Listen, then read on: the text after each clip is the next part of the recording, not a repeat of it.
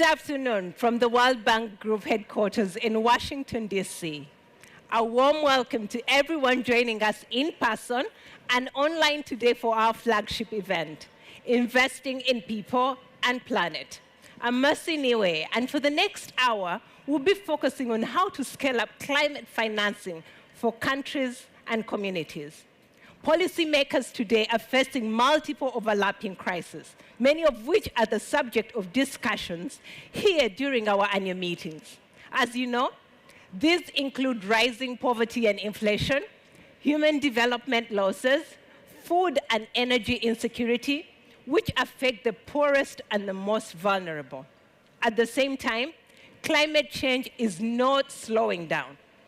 And while the climate crisis affects all countries, it does not affect them equally. The world's poorest countries today contribute very little to global emissions, but are most affected by climate change. All countries need to act on climate, including the middle-income economies that represent a large and growing share of global emissions. What will it take? How can these efforts be financed? In particular, how can we finance those investments that do not easily attract private capital? These are some of the questions that we'll be addressing today. This event will have 3 panel discussions, and we'll finish with the results of our poll on which sector could make the greatest difference in fighting climate change. Let's take a quick look at what's coming up over the next hour.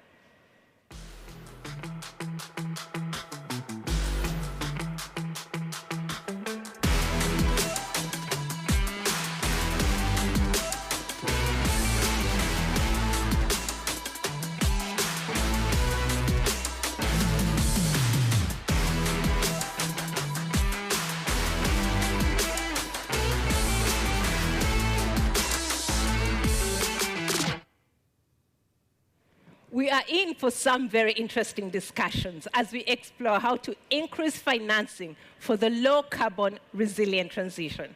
And remember, you can share your thoughts on this topic at any time using the hashtag #PeopleAndClimate. And please do follow us on Twitter, Instagram, Facebook, and LinkedIn. Our first discussion today is the potential of carbon markets to help mobilize finance for climate action. We are joined now by David Malpass, President of the World Bank Group, who will moderate the conversation, with Annette, Nazareth, Chair of the Integrity Council for the Voluntary Carbon Market, and Dirk Forrister, President and CEO of the International Emissions Trading Association. President Malpass, over to you. Thanks very much. So we're here today because of the climate crisis, and we're looking at one portion of this challenge, which is how do we create a market that allows more emission reduction? And that has several parts to it. That's voluntary credits, that's mandatory or forced reductions by various countries that can involve trading systems. And so we have 2 experts on this that we want to ask questions to. I'll ask questions, but to put it into context for people, we need to find ways to have giant amounts of financing flow to really impactful projects. For example, the decommissioning of a coal-fired power plant takes money. It takes money directly for the work to decommission the plant. But then how do you substitute power, solar panels on top of the land, and what do you do with the people that are displaced or that were involved in the production chain?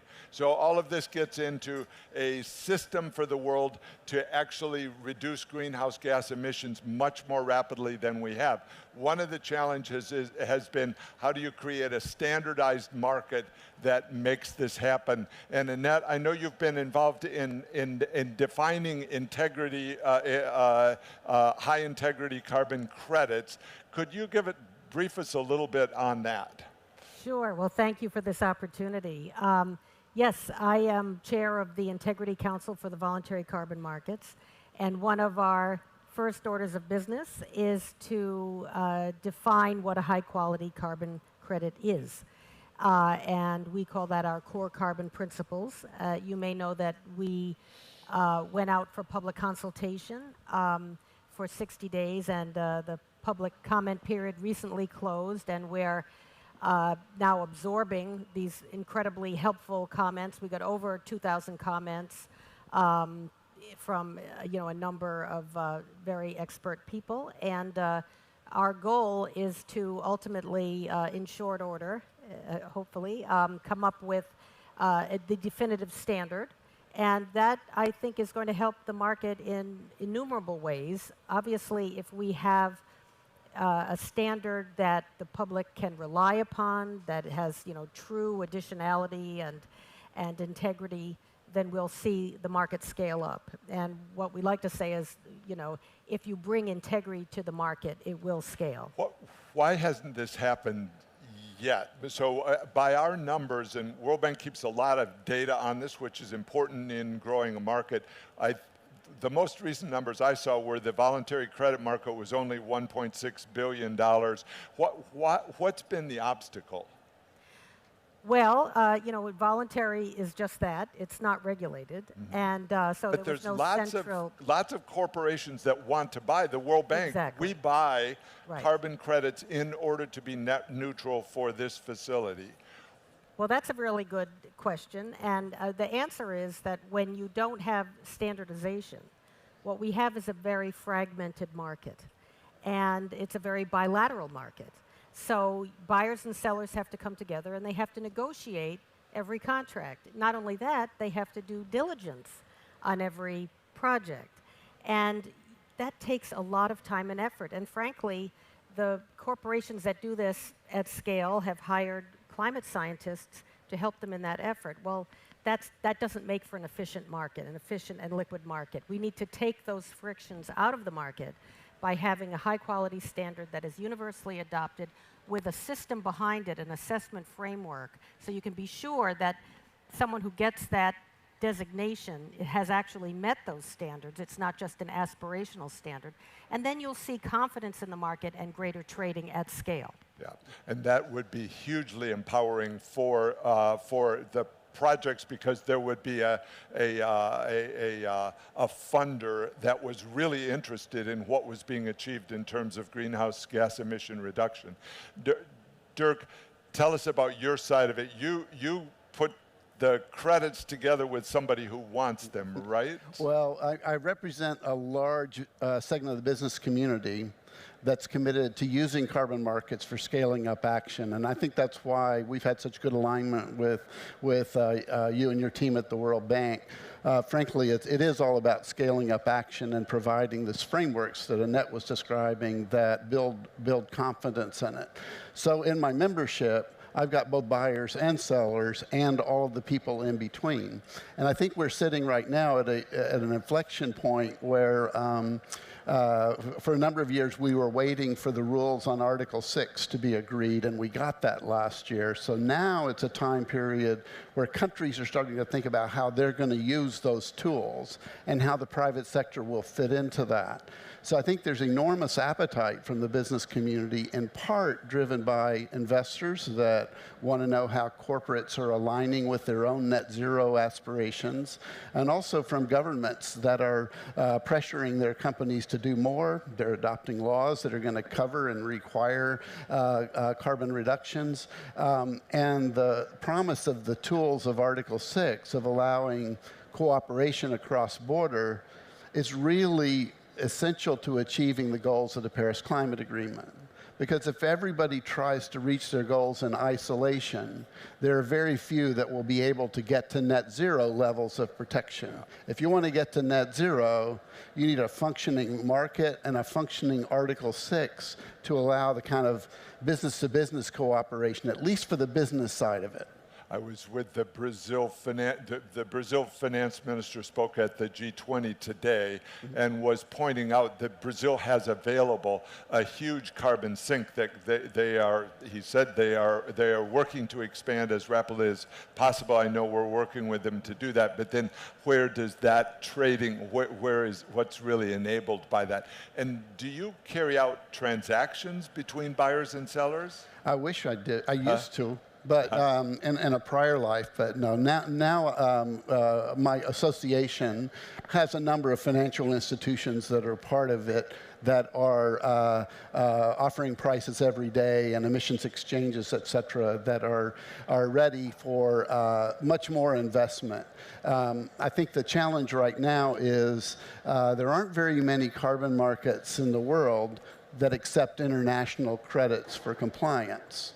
I think if countries are going to want to move toward net zero goals, they're going to need to reconsider that and open up more. A classic example is the European Union. The European Union used to accept CDM credits during the Kyoto era for compliance, and it spurred a whole industry around the world of entrepreneurs developing emission reduction projects.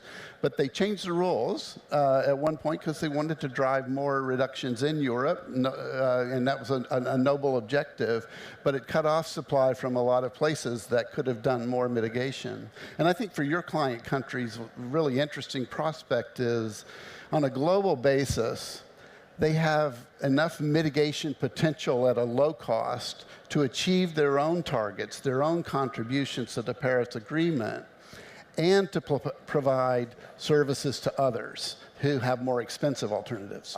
I want to describe one of our projects and get your evaluation of it, and then maybe come back to the energy realignment that's going on in Europe is really important to the way the carbon credit market evolves. But let me tell you the story first. So we are presenting right now a trust fund that the World Bank would have that would try to achieve verifiable emission reductions with countries. The challenge is it takes some years for the country to actually do the reduction, and in the meantime, where's the money come from to help the country with that kind of reduction? So it's called SCALE. You'll hear more and more about it, and we'll be presenting it more formally for COP27, but it takes money in for the purpose of helping find projects that actually reduce greenhouse gas emissions. So that's one thing that we're working on. And then I wanted to mention the Kamadi project in South Africa. It's been very challenging to get countries to go along with reduction in coal-fired power plants. So we do have a plant, or not we, South Africa has a plant that they're willing to shut down. So we're putting money into that and then helping with the social transformation that goes with that shutdown. And I'm hoping we will be bringing that to the board in the near future.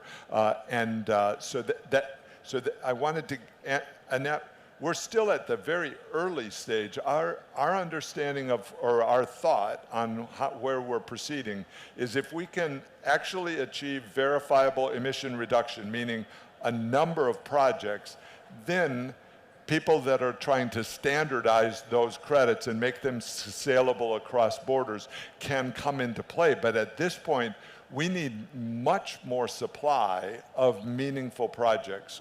What do you think? Well, I think that's right. And I think what you're talking about is very exciting because it talks about bringing sort of all manner of, financial engineering essentially, to these efforts, whether it's forward contracts or finding ways to finance, going out of the sort of coal-firing business. I mean, I think we need to use, frankly, every tool in the toolbox, and I think those are very creative ones. And, so in addition to the more sort of traditional, projects that we see, having these kinds of, as I said, forward-looking projects as well, I think is very important. And so right now, and I'll ask maybe both of you, the contracts that occur now are relatively one-off. They're bespoke. And I don't know if anyone can comment on, I saw JP Morgan did a contract with hydropower in upstate New York that helps them reach net zero. So that's a unique contract. It's hard for it to be tradable because it's we haven't seen the contract. Any thoughts on that and on the concept of how do we bridge the gap from these one-off contracts toward a market? I can speak to that briefly. In IETA, this is one of the things that we work on is standardized contracts. IETA, so the International Emissions Trading Association. Exactly. Sorry for the acronym. That's all right. Yeah, my old boss used to make me pay $1 for every acronym, so if you need me to pay up, I will. But I think the notion of standardized contracts is very important for scaling the investment, and it is one of the things in the process that Annette and I are involved in the Integrity Council that's been identified as an important need. So my organization and the International Security Dealers Association are working on a refreshed set of model contracts for the Paris era, because we had them for the Kyoto era, but Paris is more serious. We have issues to contend with about accounting treatment, corresponding adjustments, that kind of thing. So during Climate Week in New York, we released our first draft of a secondary contract, and we have 2 more in the pipeline that I hope we have ready for COP27.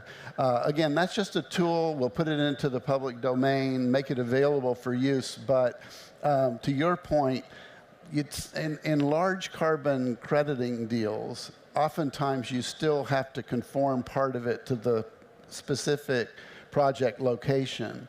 But if you can get a model agreement that solves 80 or 85% of it, you can really cut the legal down. Sorry, Annette, I know the legal community that's great. That's great. And you know, in the Integrity Council, one of our work streams, in addition to creating the core carbon principles, is this focus on markets. And we really think that we need, obviously, to scale up the markets. And while we're certainly not opposed to the continuation of bilateral contracts, as Dirk suggests, I mean, our hope is that eventually we see this trade on electronic platforms and exchanges. And I think that there are markets all over the world that are very excited to do that. I think the work that IETA has done with ISDA is very important, because I think the standard terms that they've now negotiated for the bilateral contracts that would be standardized, I think will carry over into the exchange markets. And so I think, again, I think we're going to see a lot more development. And to really scale this, you're going to have to do a lot more than just bilateral trading. So you owe us $1, ISDA, so I know. International Security Dealers Association. Right. And so I want to come back to the Europe point, that there had been a market that was international, and then it went away because they wanted to focus more on greening Europe. Right now, I've heard that there's this challenge that as they are having to use more coal and more even wood being burned and other fuels, it's harder for them to get to the net zero goals. So they will be looking abroad for credits. Does that sound right? And is that a good thing? So. Well, I certainly think it's important for the long term, and I know Europe is contending with a lot of really difficult energy security issues right now. But I do think for the long term, we need to build up a base of removal credits, which can involve natural climate solutions or technological solutions that will help compensate for the remaining emissions that are there. And Europe doesn't have a plan for that yet, so when you talk to them, encourage this removal concept. But, I mean, one of the complaints is, well, I'll go to the core of it. A carbon credit is bad because you're enabling someone to do the activity over time. So give me a comment on that. Why shouldn't, if our real goal is to get reduction in greenhouse gas emissions, nobody should get credits. It should just be done. Yeah. Well, that's true. I mean, that's true. I mean, the carbon credits should only be the complementary tool, and the primary tool is to get emissions down to the full extent possible. Unfortunately, we have a real challenge now because we have an energy crisis in Europe. So it's a difficult time to say, well, we shouldn't use every tool that we can consistent with the challenges that they're now facing. But the bottom line is that there's no question that carbon credits are supposed to be sort of the secondary complementary tool, and the first order of business is to get emissions down to the full extent possible. Okay, so I have a question on that. You know, countries have committed in the Paris Agreement to their nationally determined contributions, and so one of the issues is they have to get that base as part of their agreement, and in the scale concept that we've put forward, this emission reduction, verifiable emission reduction, the part of it is the country's responsibility. They've already agreed to it, and then there'll be something on top of that. So that would go to your point of it being additionality in that. So wait. I guess my question is that we are finding conflicts between the country's NDCs and good progress on getting a project done because the country's not incentivized to do the project. I think, yeah, part of the challenge here is that in the setup of the NDCs, a lot of countries put forward pledges that were dependent on international finance or international market investment. We looked at this in collaboration with the World Bank on the first round of NDCs back just before Paris. Half of them were expressed in that way, saying, yes, we have interest in using markets to achieve our target. So they may have pledged it, but it was with the intent of being able to do cross-border cooperation. The new NDCs, the enhanced ones that have been being put forward lately, 80% of them describe how they would like international cooperation to achieve them. So here's, I think, the key point of it. Everybody needs help getting where they need to go. Nobody can get there alone. And I think you'll hear that in talking to the energy industry these days. Nobody can get to net zero alone. You've got to have partners, whether it's technology partners, natural climate removal partners, cross-border partners. But if we stay balkanized on it, we won't get there. You will not get 1.5 degrees for sure. So this cooperation of Article 6 is all about, it's really the only hope that the Paris Agreement will work.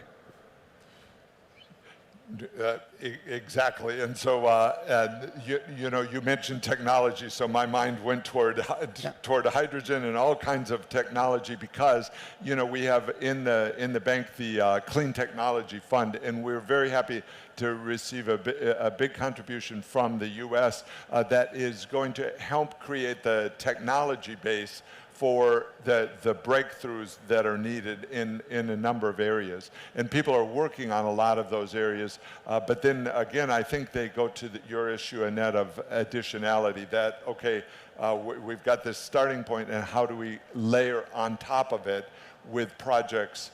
I guess, so they've said we have only a couple minutes left. And this is one that we could do a half hour on, but to high integrity credits, so let me challenge that. Let's say someone like World Bank really wanted to reduce methane emissions. So there's satellites looking at the big emitters, and then you do a project to block the leakage in a pipeline, for example, to reduce the methane emission. Does that qualify as a high integrity credit? I'll let you know after we finish our core carbon principles. Right. I don't know what you think, Dirk. Well, I mean, I think it would likely meet the test, but in the carbon crediting market, we're really focused on making sure that a particular activity meets a performance standard. And that's what this work is all about, is setting an improved threshold for the standard. The hydrogen economy is sort of, doesn't have a standard yet, but I fully expect that it will. This is green hydrogen versus blue hydrogen, and what's the definition in between? Right. And as we develop those standards and as the market acceptance of that happens, I think you'll start seeing more investment. But a beautiful thing about hydrogen is you might not need credits, right? You're emissions free, right? So you're offering a huge benefit, but to the extent that an independent crediting standard could come in, I think there will be interest in that asset class. Yeah, and that's happened. And you know, International Finance Corporation, IFC, part of the World Bank, has made great strides in standardizing certain kinds of contracts. And so that's been a breakthrough in the solar area, to have a standardized contract that then speeds up the whole process. They're also working on that to create a warehousing of carbon credits that would help facilitate the standardization and the trading of it. And so I think my impression is that there are a number of steps that are going on in parallel right now that will enable that future market. So I'll close with a World Bank goal is to have a large fund that can flow into projects, because the idea is if we could have 100 projects that were coal decommissioning projects, then they could be standardized and packaged, and the financial market would really go after them. So maybe it wouldn't take 100. It might be if there are 10 individual projects, package the risk together and have saleable credits would be a great step. Okay. Yeah, I think that's wonderful. It's a very powerful tool. Annette and Dirk, thank you very much. What are we doing now, Mercy? Thank you so much for that discussion. You know, our audience has been sending in questions, both throughout the discussion right now, but even before that. And one of the questions that has come in, when will carbon markets roll out globally? And David, that goes to you first. When do you think carbon markets will roll out? I think we have to have standardization of verifiable credits. So I'm afraid, you know, we're looking at 3 years or 5 years from now, but we have two experts. Annette and Dirk? Yes, Annette, go ahead. Well, on the voluntary side, I'm hoping it takes off like wildfire once we finalize our core carbon principles, because as I said, there's a huge appetite for these products.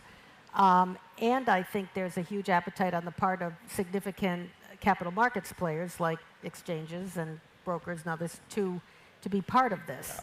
And I know there's work being done on registries and all manner of other parts of the market structure that will be necessary to scale up this market. So I think with all the talent that's involved in this, I'm hoping it's faster than 3 years. I've forgotten that key word, transparency. So as markets are created, the vital thing is that people be allowed to see the contracts. And so we're really pushing that hard.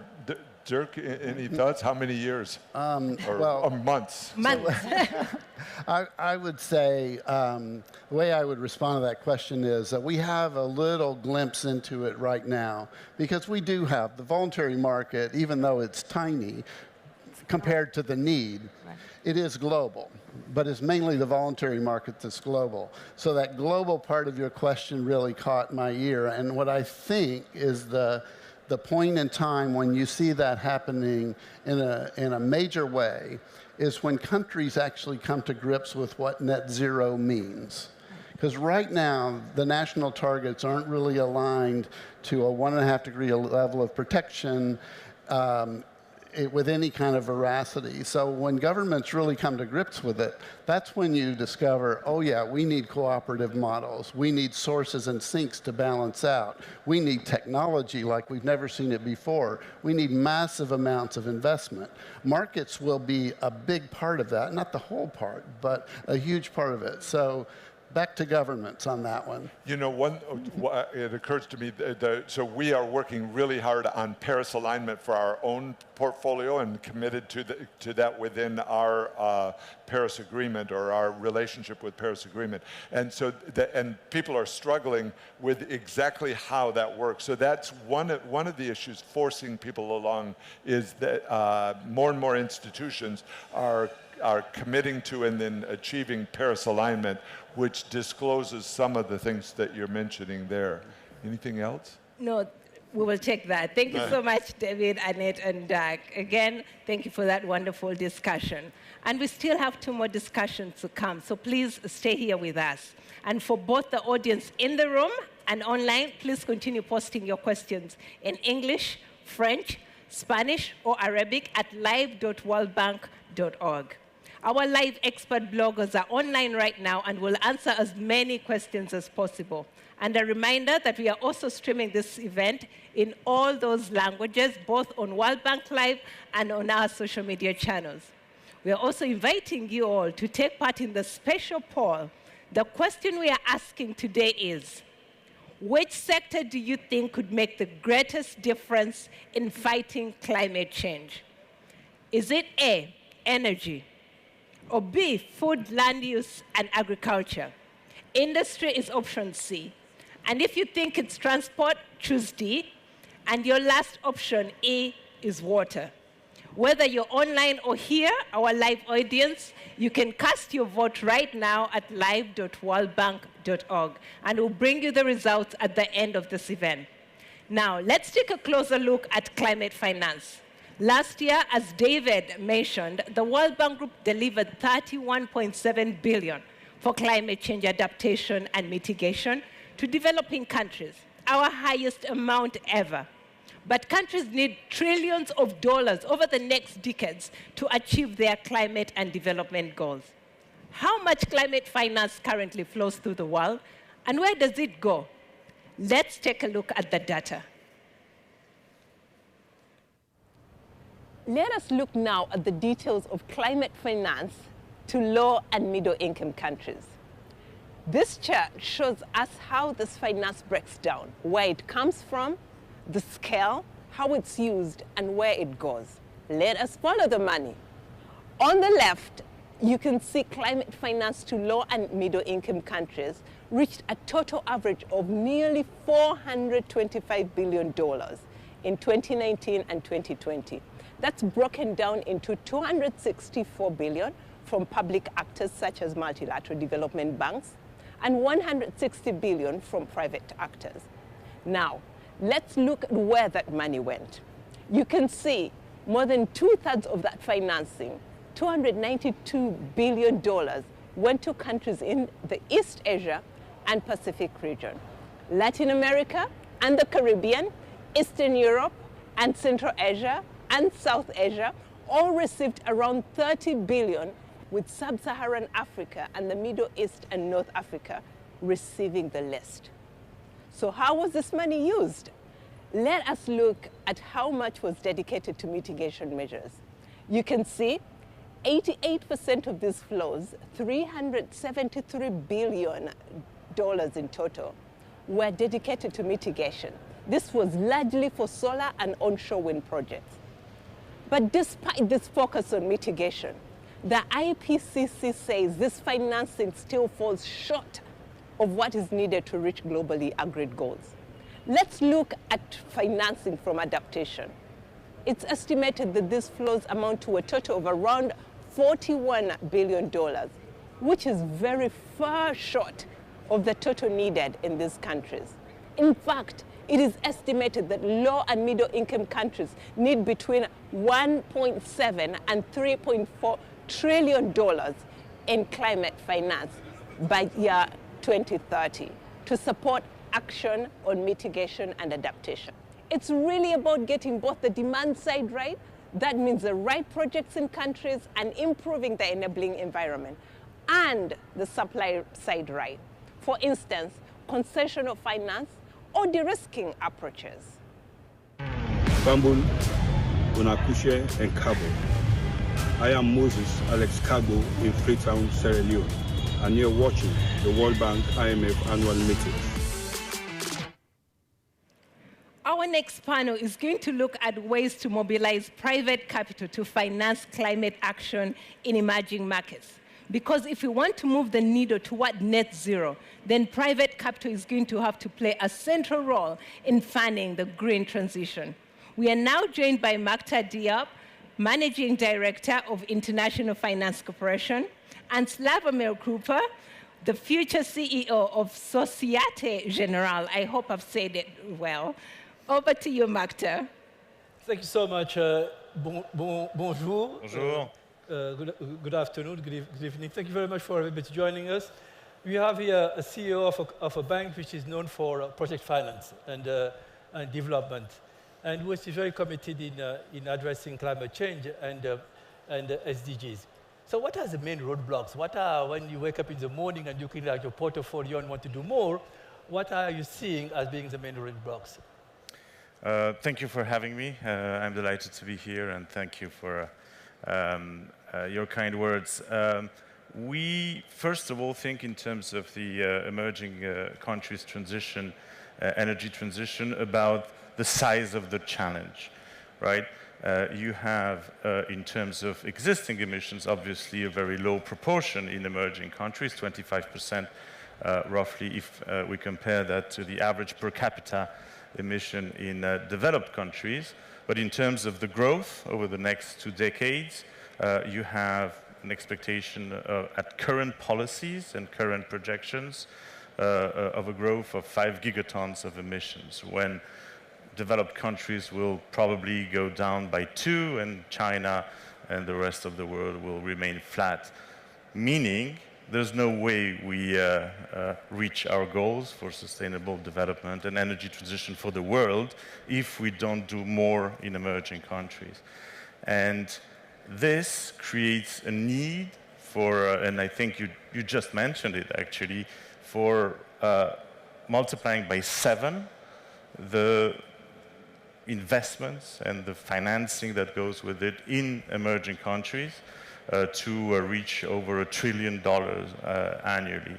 And so this creates a massive need for capital, and the main roadblocks, since this was the heart of your question, is how do we make sure that we bridge the funds that are available in the private market, the private capital, with the investment needs. Today, it's difficult because the financing gap in terms of some of the specific risk that the private capital is not willing to take is too wide to really address that kind of needs. And so I think one of the biggest roadblocks is how do we bridge the specific risks that you have in emerging countries, the political risk, the credit enhancements that are needed for the various projects. How do you make that happen? And then there's a whole list of regulatory issues, improvements in terms of the PPP framework, improvements in terms of the non-recourse financing frameworks, etc. But at the heart of it, how do we make sure that blended finance, and your role there is potentially key, helps fund all these needs? So I had one for you, right? How do you see the main challenges in terms of the energy transition in emerging countries, and what's the role of the IFC and of us, the banks? No, it's very similar to the challenges that you are seeing. We are seeing traditional challenges to invest in emerging economies, which is a cost of development. You are doing project finance, you know that. You say, oh, it's expensive to develop projects. But also the risk level. And the risk level has been exacerbated recently with the events that we are having, which are headwind. We are creating a lot of headwinds. We have the war in Ukraine, you have the macroeconomic situation, you have the slowdown in growth, and you have the increased instability in some countries. So all these are increasing the risk level. In addition, to respond to the inflation pressures that most advanced economies are facing and the world is facing, central banks are hiking its interest rate, which is creating a pull factor on the market and to take investment which were willing to go to emerging countries to be redirected to safer assets. So these two factors require now more and more blended finance and de-risking instruments to be able for us to mobilize more resources. And that's really at the heart of the conversation today. And it not affects countries in emerging economies, but it affects also a larger country. If you take a large emerging country, which are the largest emitter, like India, like Indonesia, they wanted, and they are in the process of reducing emission, but they are facing a huge cost of decommissioning some plants which were coal-producing plants. And those type of questions, which require additional resources and blended finance to be able to make it affordable and interesting. Lastly, we have the issue of currency depreciation and regulatory framework. We have been working in a lot of countries to have what we call a green taxonomy, which say, okay, this paper is green, this company is doing something which is green or not, but this is still limited at the country level. And when we talk to people who want to develop a capital market and deepen some of the capital market in green, they want to have a regional approach. So we are working towards having green taxonomy which go beyond a specific country, but beyond a specific country, so that when you want to invest in paper, you don't invest in paper for only one country, but for a set of countries which are here. And the last is the issue of currency mismatch, which is always a big problem, particularly in this time, which are complex for all of us. Mm. So what I would like to ask you is, when you have been working on different geographies, you're working in the US, you're working in the most advanced economy, you're looking in large emerging economy, low-income countries, you have a large network of retail banking in Africa. What is the commonality, if there is any, in financing climate change activities in countries? So it's a very interesting question. I think, first of all, the level of awareness across the world in almost every country, all the ones you mentioned, and with all the situations that they're specifically in, I think the level of awareness about the need to do what is right, to align our human activity to a trajectory that makes us basically survive, right? And protect life on the planet. The awareness now is there all over the world.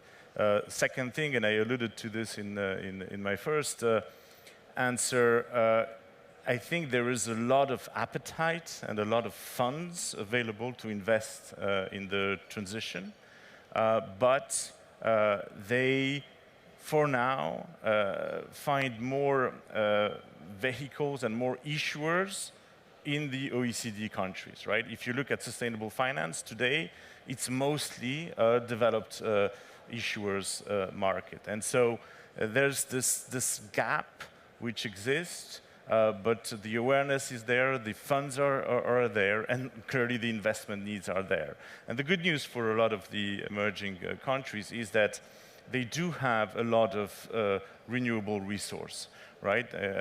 I'm sure you know that in Africa you have roughly 40% of the solar resources, 2% only of the production capacity.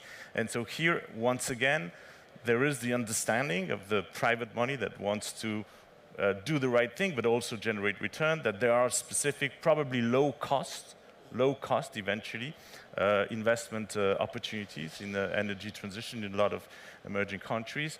The challenge, as I already said, is how do we make this work, right? How do we make sure that this available money finds its way in the most efficient way to the investment need?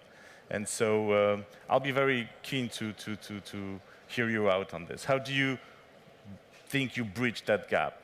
Yeah, bridging that gap is what keeping me awake at night.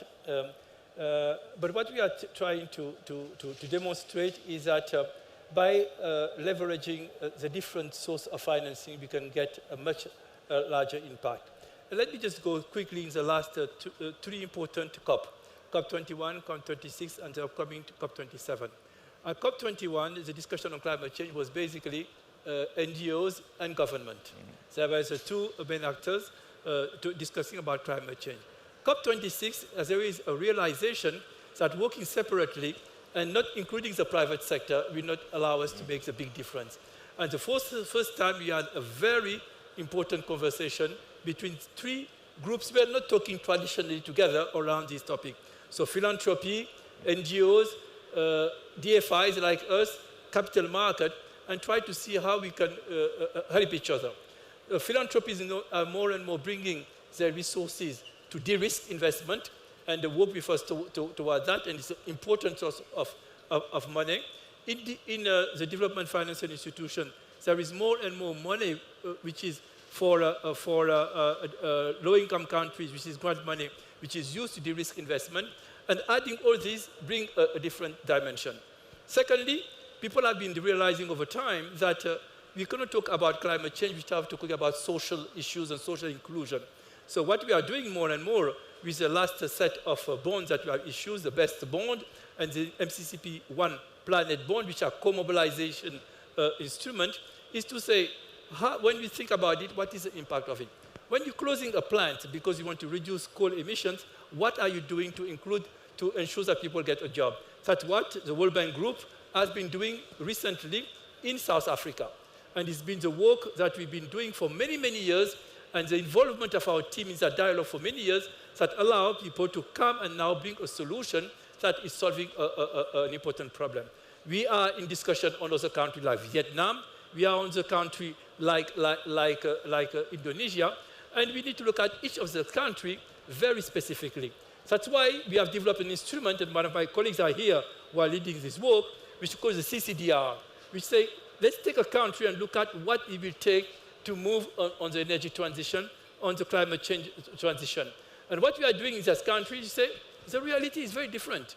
When you are a coal producer and use it for electricity, the challenge you are in the transition is very different from a country which is not a coal producer and they just import coal. For the latter, the problem is just financial. The first one is financial and social and needs to build a consensus and social consensus. So our CCDR are important tools that will be providing some information to countries, allowing them to have some conversation. Second, we are working on the sustainable banking network. We try to discuss with you guys and say, okay, we have some ideas, some experience on it, and we might want to think together what are the standards. To find a criteria standard to assess activity in the real sector and agriculture to say they Paris aligned is less complicated than looking at your single loan that you have in your bank and say they Paris aligned. So we are building a coalition to set standards and ensure that we are working. So these are a mix of soft, financial, but also institutional building answers that we are giving to the question. So now, can I ask you a question? If you were to ask one or two things to the people present here, the governors of the bank, the private sector, the public sector, what will be your single most important ask to be able to work together and really move on this energy transition and climate change, and fight against climate change? So I'll start by saying that I'm sure you have gathered by now that we are very keen to be part of the solution, right? And we feel it's in our mission. We feel we have the sector expertise, the history in terms of financing projects, financing development, etc. So we're very keen. But we, both for ourselves and as intermediaries, as people helping structure and bring all these various sources of financing together to make things happen on the ground, we do need, in emerging countries, credit enhancements, and we do need political risk protection. Because these are, think of it as non-standard risks that we cannot model, that we cannot protect ourselves in a systematic way from, and in the way we are all regulated, we simply would not be able to do a great job if the credit enhancement and political risk protection is not provided by a combination, you said it, of maybe NGOs, maybe private money that is charitable in its philosophy. But I do believe without also you guys providing some sort of credit enhancement, it's not going to reach the scale that we needed to reach, right? And so you have, in my view, to catalyze this effort, and you will be the ones that will make this whole endeavor at scale. I think that we are exactly looking in the same direction. We have developed some instruments. We have upstream on our side, which is a little bit a variation of your project development. We have the traditional project development, which is new business development. But we thought that to tackle these issues, we need to do some more research in some sectors. Yes. Let me give you an example. Reflective painting. We know that if you apply it to buildings, it will lower the temperature by 2-3 degrees Celsius. But it's not used widely. We know that putting, in my country and other countries in the world, some UV film on windows will have the same impact on temperature. By working on district cooling, for instance, you can significantly increase the efficiency of cooling in the emerging countries. But as we are looking at the situation, all these technologies are not widely adapted, and we believe that because they are not, the market conditions are not being studied enough in emerging countries, but also, as you rightly say, there is no money to de-risk it, so that investors that you are financing will be comfortable to invest in those areas. So if you agree, let's have a pact to work together, hand in hand, and ensure that we will be mobilizing and maybe set to ourselves some targets of mobilizing resources on the capital market together to tackle the issues of emerging economies. Absolutely. So thank you so very much. Absolutely. Thank you very much, Makhtar.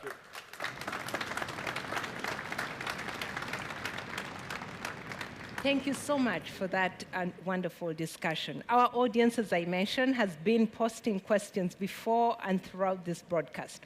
One person asks following question, originally in French, so Slawomir, I'll turn to you on this. Why are we letting companies continue to pollute? How can we work with the private sector to reduce emissions?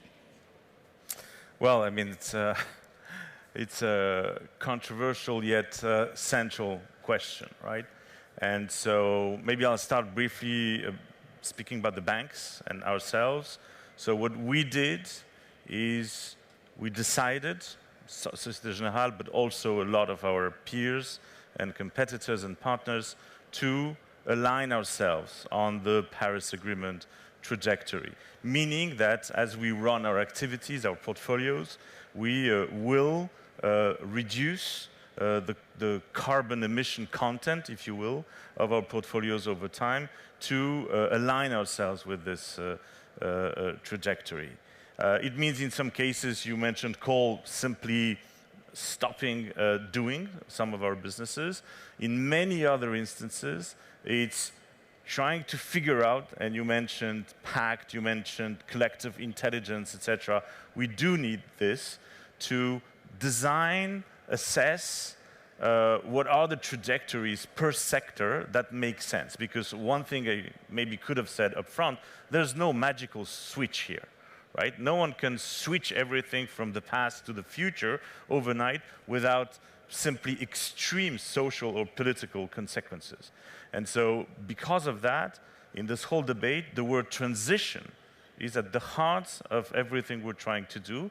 And it's difficult. We don't have all the answers. You know, what is the ambitious enough goal for real estate in a given jurisdiction to be a positive actor of change in this whole equation of climate change? We don't really know, or we don't have all the answers. And so we have to work with our clients, and this is where we are 100% committed ourselves to help them figure it out, while playing a little bit this role of judge of what's ambitious enough, what's realistic, credible enough, and it's an everyday struggle. But again, don't underestimate how profound, how revolutionary this change is for almost any industry, right? It's change in terms of supply chain, sometimes even viability, the very existence of some companies.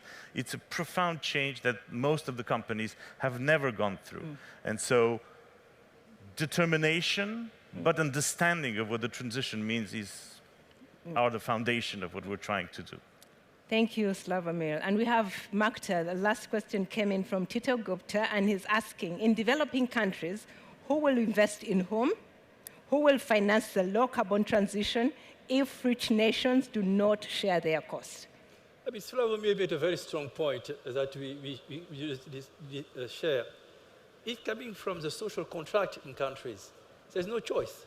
Actually, if you look at today, you talk to the Gen Z in Europe or the US, or you talk to the civil society or the parliamentarian in a more advanced economy, they are demanding that people do more to fight climate change.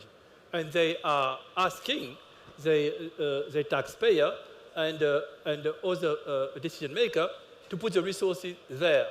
So now, if you look at the evolution of the conversation, before COP26, we are discussing a lot about resource and financing, but there were very strong pressure from everywhere in COP26 to come with resources and announce resources that could help this transition. This is what happened in Glasgow. There were a very, very coordinated effort for all parties, and large and more advanced countries make very strong commitment. And they were not easy commitment because it was at the time where, if you remember, it was a time of COVID, where the budget was under stress.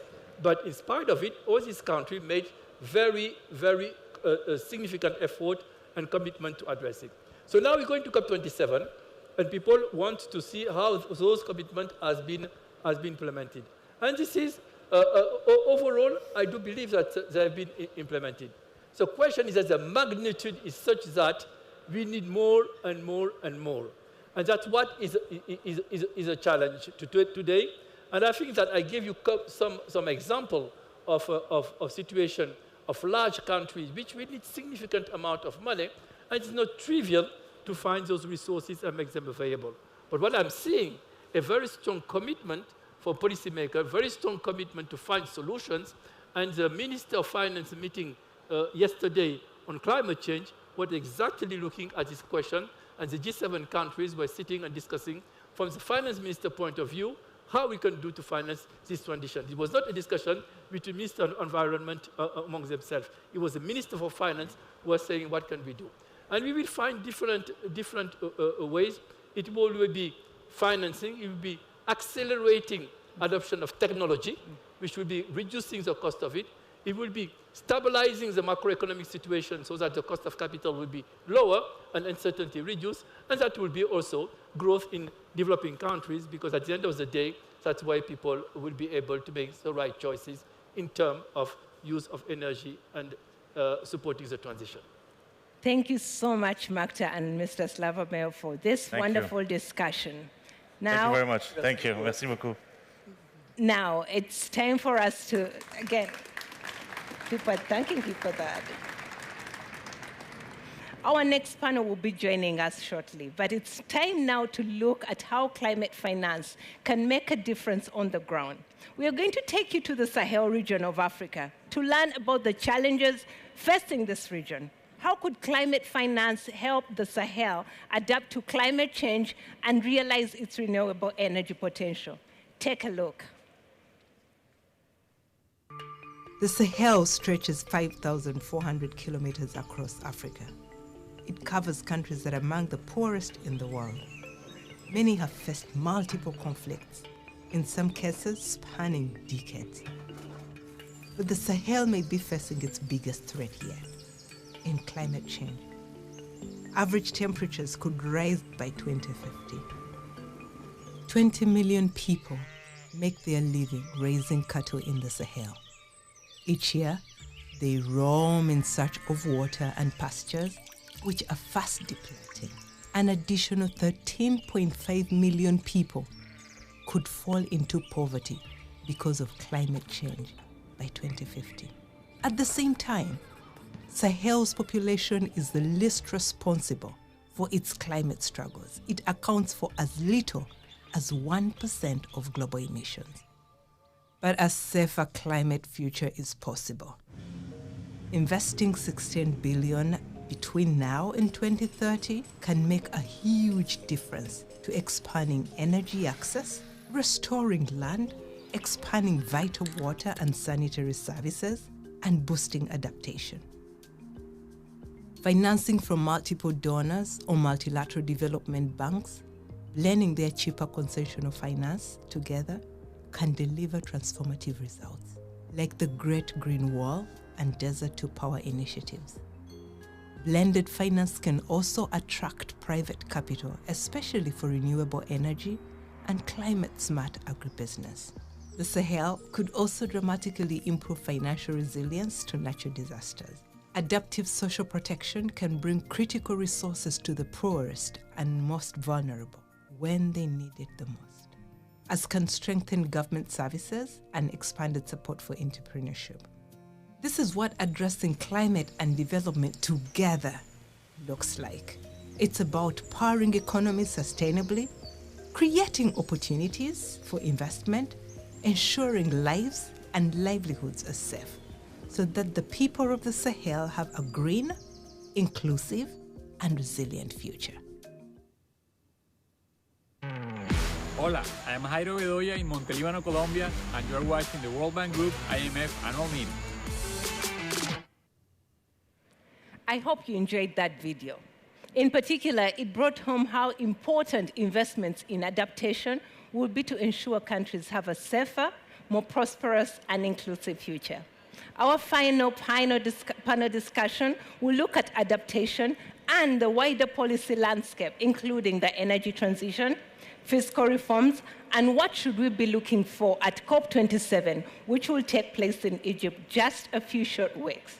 For that, we are joined by Mary Pangestu, our Managing Director of Development Policy and Partnerships at the World Bank Group, and Lord Nicholas Stern, Professor of Economics and Government at the London School of Economics. Over to you, Mary. Thanks a lot.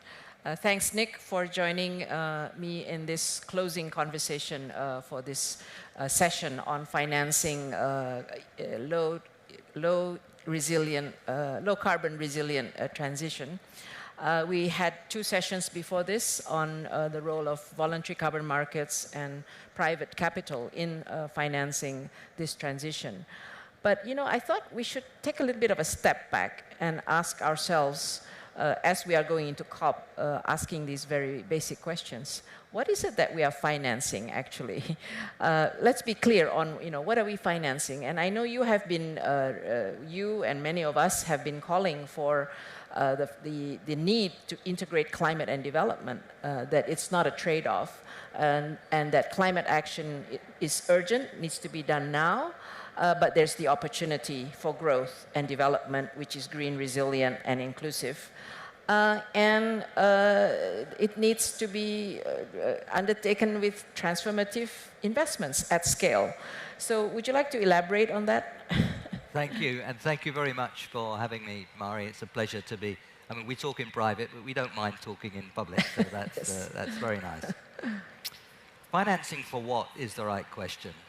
This is about the finance associated with the commitments that the world has made, particularly Paris COP21 and Glasgow COP26, to give us a chance to keep 1.5 degrees in reach. And Paris, of course, minimum well below 2 degrees. That's the task.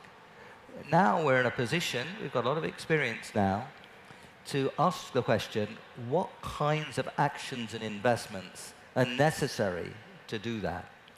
So you start with the objective, what investments can deliver? And now various people have looked at sector by sector, country by country, over time, because this is a story which has to be pursued intensely in this decade, but of course it goes all the way through to mid-century. And we can now see numbers, and I rely very much on my friends Amar Bhattacharya and Homi Karas, who've been working on this. We can see that we need to increase investment around the world to deliver on what we've committed to deliver, something like, or close to 3 percentage points of GDP.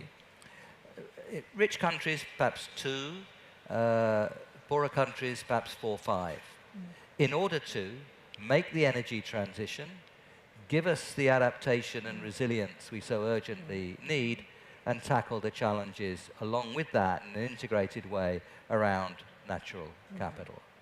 So we've committed wisely to those targets, and this is what we need to get there. So finance for what has an answer now. And you know, the numbers that Homi and Amar put together you know, are quite consistent with work from the International Energy Agency, with the Energy Transition Commission, and so on. The important point is not the decimal points there, but the order of magnitude that we need to follow. For emerging markets and developing economies, excluding China, of course, China is enormously important in all this, but it's a lot of different questions from the point of view of investment and finance. But that would mean something like an extra investment of about $2 trillion a year as a flow by 2030. Perhaps 1 trillion could be financed internally. That means external flows of around $1 trillion a year will be necessary. And that's, of course, the challenge. And then we can go into some detail about how that actually happens. But we should recognize this is necessary to avoid deeply dangerous climate change. And it's time-specific. It has to be done on scale. It has to be done now. It's not the case that if we achieve some goal, 5 or 10 years later, well, at least we've achieved it. Yeah. That's wrong. Yeah. We have to, we're under great time pressure, and we have to manage the dislocation that comes with it.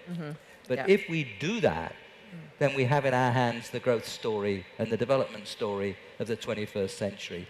It's not that we can just put these two things together and do all right, climate and development. It's stronger than that. Yeah. The drive to net zero is driving the growth story of this century. Thanks, Nick. So basically, action now is the growth story, and inaction is going to cost you exponentially in the future, right? And slow you down now. And slow you down, start to slow you down. Thanks for that. But you talked about, okay, how do we get there question, because COP27 is about implementation, as we know. So how do we go from the growth story, the opportunity and the promise for this growth story to implementation? How do we actually realize these investments? What should countries be doing? What should the global community be doing? I mean, at the bank, with our climate and development approach, we have been doing these country and climate change development reports, helping countries to prioritize and what should the low carbon resilient transition look like, and within that then prioritize what they need to do. But what more should be done and can be done? The implementation story now has substance in terms of we can understand what it is that we're supposed to be implementing. And obviously the investment climate, which I emphasized very strongly when I was here 20 years ago as the chief economist. We've got actually more structure around that in the country platforms and so on, which are critical in all this. But that is something which I found the CCDRs are really helpful. Implementation of what? Well, we've tried to describe it through the investments, and I think digging deeper at the country level, the CCDRs are really a tremendous innovation. And they tell us what it is to implement. And it's different in different countries. Now, some countries will be much heavier on adaptation and resilience than others. In other countries, it will be particularly the energy transition. In other countries, it will be natural capital and biodiversity. Countries like Indonesia, it's all of these, of course. In many countries, it's all of these. And what does it imply for the country? When they prioritize, is it the policies? Is it the regulations? Is it the projects that they must be coming up with, which are the priority projects? Is that the way to go? I think if you start with the kinds of things you know you need to do, as identified in this work and the CCDR, and then you ask yourself, what are the impediments? What are the incentives that one can start to put together? And how do you do that in a way that allows people to look into the future? Because a lot of these investments are long-term, and you need confidence in where things are going. What can give you the confidence? Well, institutional structures, plans, commitments, places where people can get together to solve their problems. And there are always obstacles and problems that arise. If there's structures that allow those to be solved.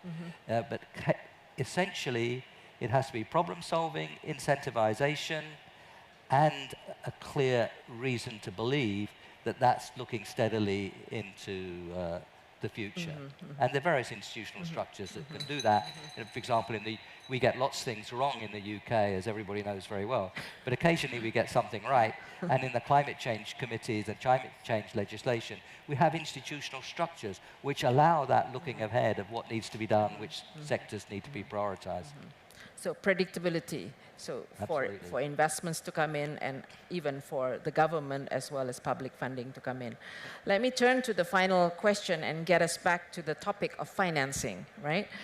What you've described is going to require a scale of investment that will need financing. And this is another big question that's going to be addressed at COP27. Where is the climate finance going to come from? Enough blah, blah, blah, as we heard at COP26, and we heard Sri Mulyani very clearly say, where's the money? We need to do all this, but where's the money? And she even gave a number, 270 billion in the case of Indonesia. So where is this money going to come from?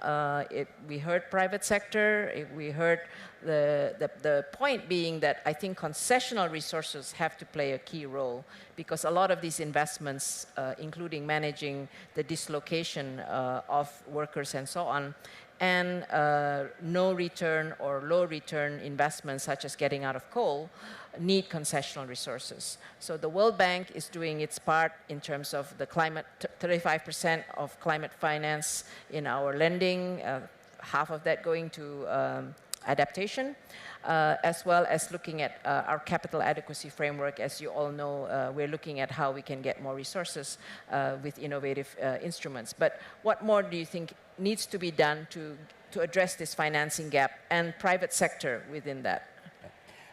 I've emphasized the aggregate, you know, an extra $2 trillion or so as a flow to emerging markets and developing economies, excluding China, by 2030.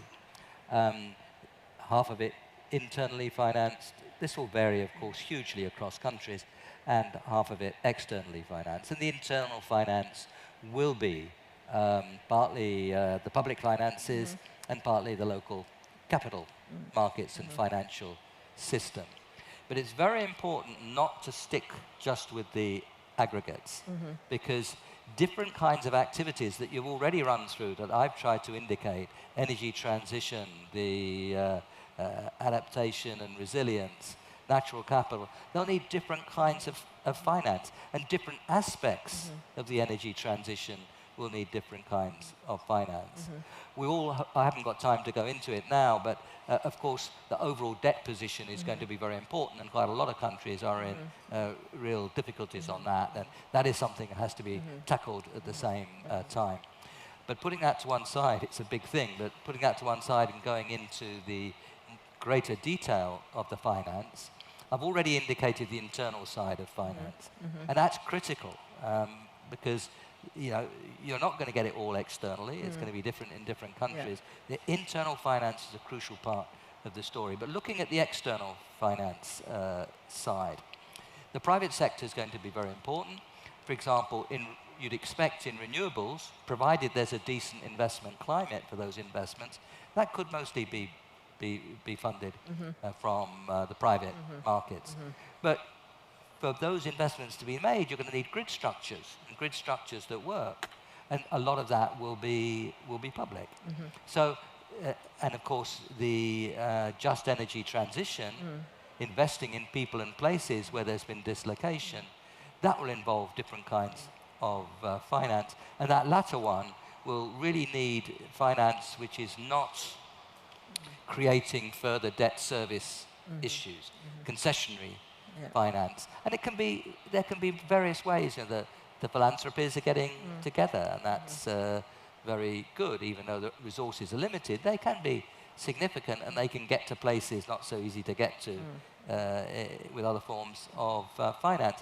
Voluntary carbon markets do not create debt service commitments, and we need to structure them. And had I asked a question in the previous one, I said we've got to find ways of aggregating. If it's all project by project, you don't get an aggregate that you can devote in a strategic way for development, in particular, a just transition. So those are examples. The private sector, the concessionary finance, but critically, the multilateral development banks.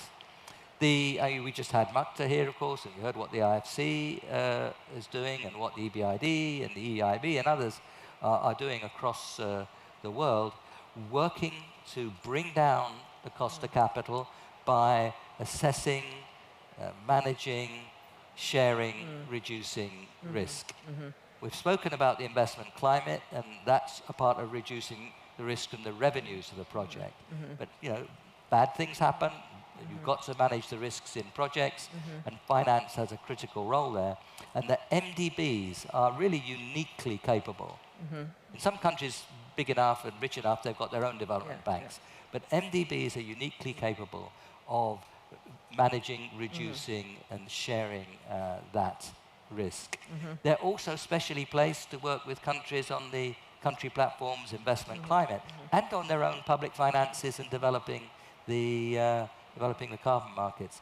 So all the rest of it, if it's going to function well, and there's a big lot that's the rest of it, which I've been describing, it really keep coming back to the role of the MDBs.